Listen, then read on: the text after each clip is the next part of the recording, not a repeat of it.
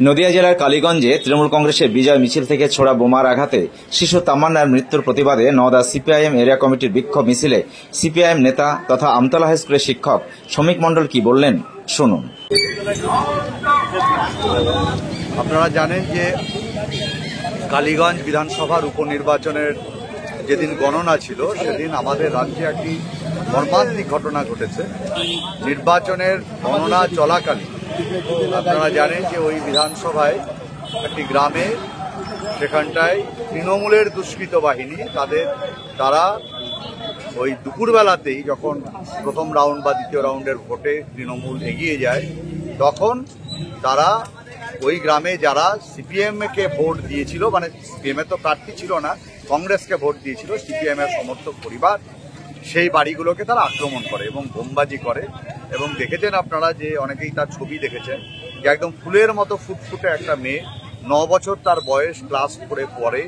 সে আমাদের এই বড় মানুষের রাজনীতির কিছুই বোঝে না। তার বাবা সিপিএম করত, এই অপরাধে তাকে চিহ্নিত করে যে হচেনের বিটিকে বোম মার, এই বলে তারা বোম মারে এবং ছেলেটি মানে বোমের আঘাতে, পকেটের আঘাতে মেয়েটির শরীর দুটুকরো হয়ে যায়। এই ঘটনা পশ্চিমবাংলায় এটা অত্যন্ত মর্মান্তিক ঘটনা।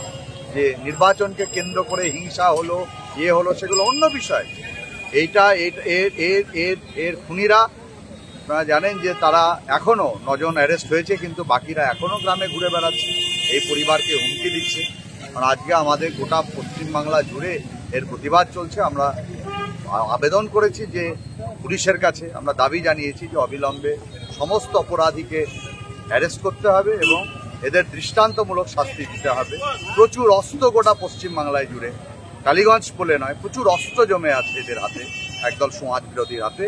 এই অস্ত্র উদ্ধার করতে হবে। এই দাবিতে, এই মস্তান রাজ বিকাশ করার দাবিতে পুলিশ মন্ত্রীর পদত্যাগ চেয়ে তার কুশপত্তলিকা দাহের কর্মসূচি সিপিআইএম পার্টির পক্ষ থেকে ছিল।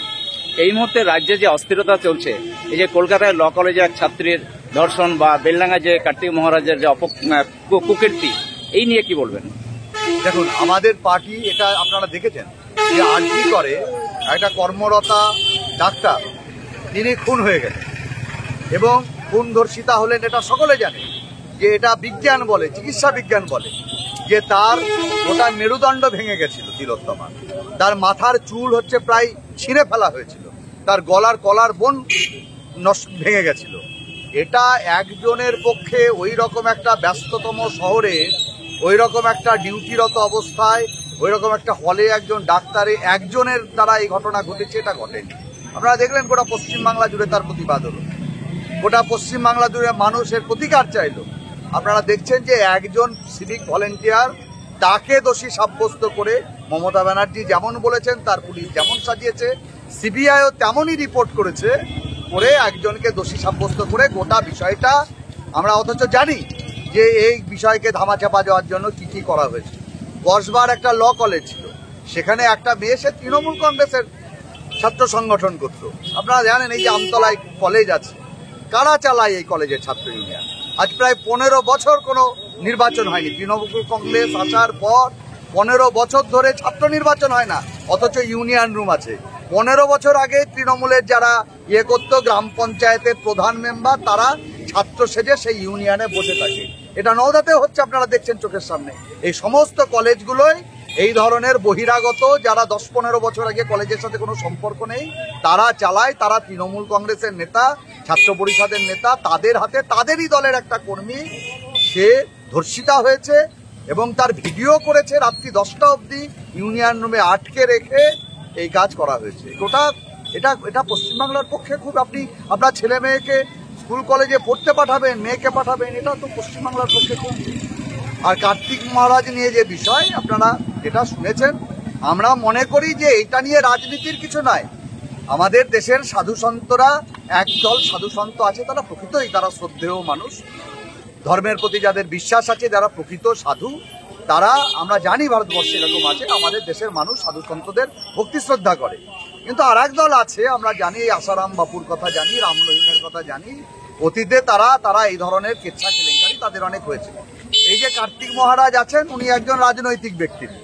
ওই 13 সালের যখন কথা হচ্ছে, আপনারা হিসাব করে দেখবেন যে উনি সেই সময় তৃণমূল করতেন।